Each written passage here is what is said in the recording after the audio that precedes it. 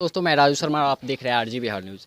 अभी हम मधुबनी जिला के खिरहर में हैं और हमारे साथ जुड़ेंगे जो भागवत कथावाचक हैं श्री हरिशरण उपाध्याय जी। सबसे पहले आपका स्वागत है हमारे चैनल में। धन्यवाद। राधे राधे। आप वृंदावन से मिथिला की धरती पर आए, कैसा लगा 7 दिन का कार्यक्रम? मुझे बहुत अच्छा लगा। और वैसे भी हमारे वृंदावन की उपासना और मिथिला की उपासना मेरी दृष्टि में एक ही है। हम वहाँ किशोरी जी कहते हैं और यहाँ पर भी किशोरी जी की भूमि है, विद्वानों की भूमि है, न्याय की भूमि है, साक्षात विद्यापति की भूमि है। आखिर भागवत कथा सुनना क्यों जरूरी है?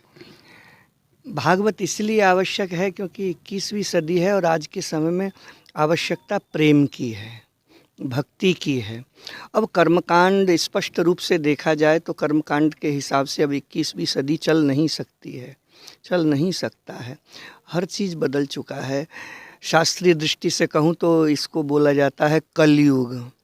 तो कलयुग के हिसाब से अब वो कर्मकांड की मुझे जहाँ तक लगता है और ज्ञान की इतनी कोई आवश्यकता अब मुझे दिखाई नहीं देती, क्योंकि हर व्यक्ति समझदार है, हर व्यक्ति ज्ञानी है, हर व्यक्ति के पास में ज्ञान है।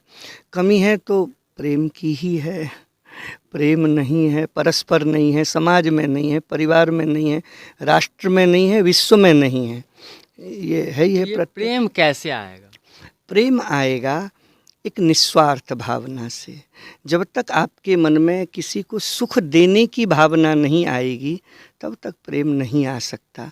और हमारी भागवत यही शिक्षा देती है कि आप पहले दूसरे को सुख देने की भावना से ओतप्रोत हो जाओ, उसके बिना प्रेम संभव नहीं है।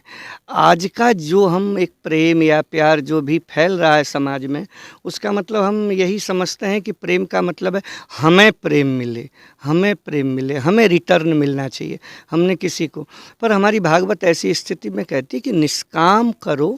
आप दूसरे को जितना आप सुख देने की आपका वो होगा, प्रयास होगा, आप सुख देंगे उतना ही। जैसे कुआं होता है तो कुएं का पानी आप जितना निकालते रहेंगे उसमें पानी और आता रहेगा। और कुएं का पानी अगर आपने निकालना बंद कर दिया तो वो पानी सूख जाएगा।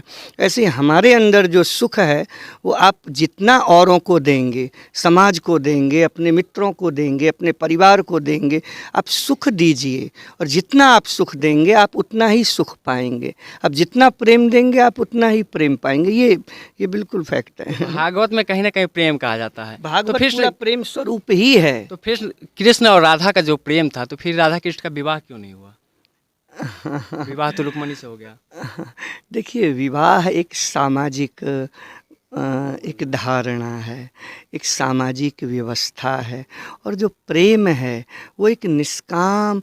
देखिए, आजकल के युग में हम जिसे प्रेम कहते हैं वो प्रेम है नहीं।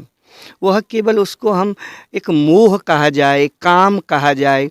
पर हमारे शास्त्र में, हमारे भागवत में प्रेम का अर्थ है एक निस्वार्थ, जहाँ कोई स्वार्थ नहीं है। एक छोटी सी बात है, मैं बोलता भी हूँ, मुझे बहुत अच्छी लगती है कि राधा ने कृष्ण से कहा या कृष्ण ने राधा से कहा कि राधे तुमने हमसे विवाह क्यों नहीं किया? तो कहा विवाह के लिए 2 की आवश्यकता होती है, यहाँ दूसरा कोई है ही नहीं, दोनों एक ही हैं।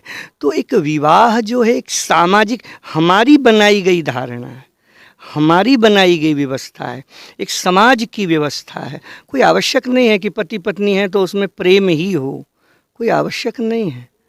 तो भागवत तो बहुत विस्तार से है, 7 दिन में आपने सुना है। छोटा सा उद्देश्य क्या है भागवत का? प्रेम, प्रेम, बस प्रेम। चलिए, अब आपसे मिलने के लिए लोग कैसे संपर्क करेंगे?